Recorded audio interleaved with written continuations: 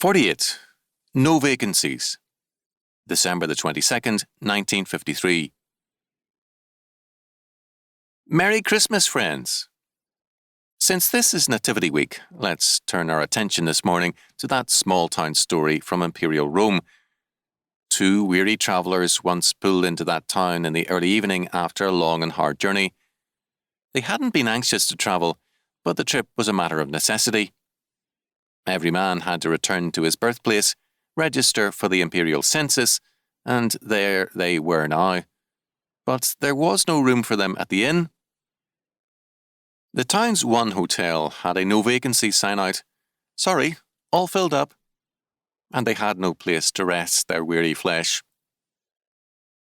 Probably Joseph made the rounds in Bethlehem, calling on old friends to ask for a night's lodging, saying, "My wife Mary is going to have her baby tonight, and we have no place to stay." He no doubt received many friendly answers. "Joseph, it's good to see you, man. I've missed you here in Bethlehem. I certainly wish I could put you up for the night, but I have 2 uncles and 3 cousins in town for the registration, and we're all filled up." Perhaps another said, "It's a rotten situation, Joseph. They sure fouled up this registration. You know, I'd put you up if I could. By the way, how's business up in Nazareth? Things have been pretty slow here until this registration deal come along, and there's no permanent trade in that sort of thing." Another may have suggested, "You'll find someone down the street, perhaps, who'll have room. I've got too many relatives in town for the week to help. Let me know if there's anything else I can do." And so Mary and Joseph settled down for the night in the barn by the inn, and there Jesus was born. No one had room for God the Son, the second person of the Trinity, when he came to this earth. There was no one to help Mary that evening as she gave birth to her firstborn son. Joseph probably helped all he could, and how much help is a husband in such circumstances? At any rate, when it was all over, it was Mary who wrapped the babe in swaddling clothes and laid him in the manger. The world's greatest miracle took place in a barn, with the world indifferent to it.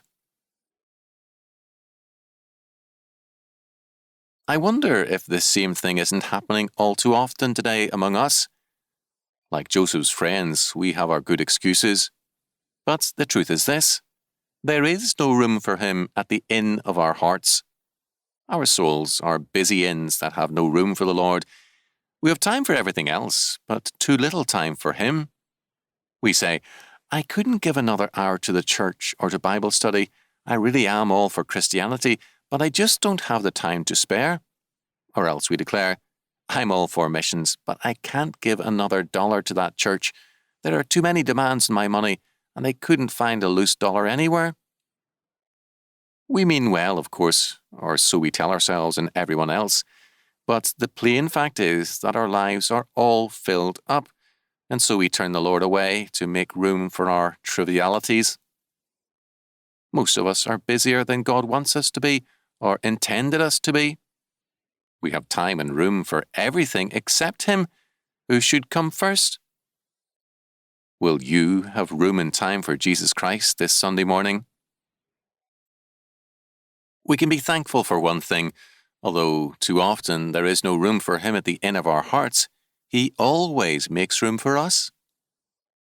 He summons us, his guests, and bids his servants stop the wayfarers and passers-by to urge them in. He brings in the lame, the halt, and the blind, and has men search the highways and byways for more guests to bring in. We say, "Sorry, no room," and he says, "More room, still more room for thee." The contrast has well been drawn by the familiar words of Emily Elliott's hymn, "Thou didst leave thy throne," Vesper Chimes 134.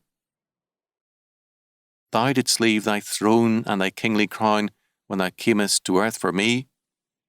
But in Bethlehem's home was there found no room for thy holy nativity. O come to my heart, Lord Jesus, there is room in my heart for thee." Heaven's arches rang when the angels sang, proclaiming thy royal degree. But of lowly birth didst thou come to earth, and in great humility. O come to my heart, Lord Jesus, there is room in my heart for thee. The foxes found rest and the birds their nest in the shade of the forest tree. But thy couch was the sod, O thou Son of God, in the deserts of Galilee. O come to my heart, Lord Jesus, there is room in my heart for thee. Thou camest, O Lord, with the living word that should set thy people free. But with mocking scorn and with crown of thorn they bore thee to Calvary. O come to my heart, Lord Jesus, there is room in my heart for thee. When the heavens shall ring and the angels sing at thy coming to victory, let thy voice call me home, saying, Yet there is room at my side for thee. My heart shall rejoice, Lord Jesus, when thou comest and callest for me.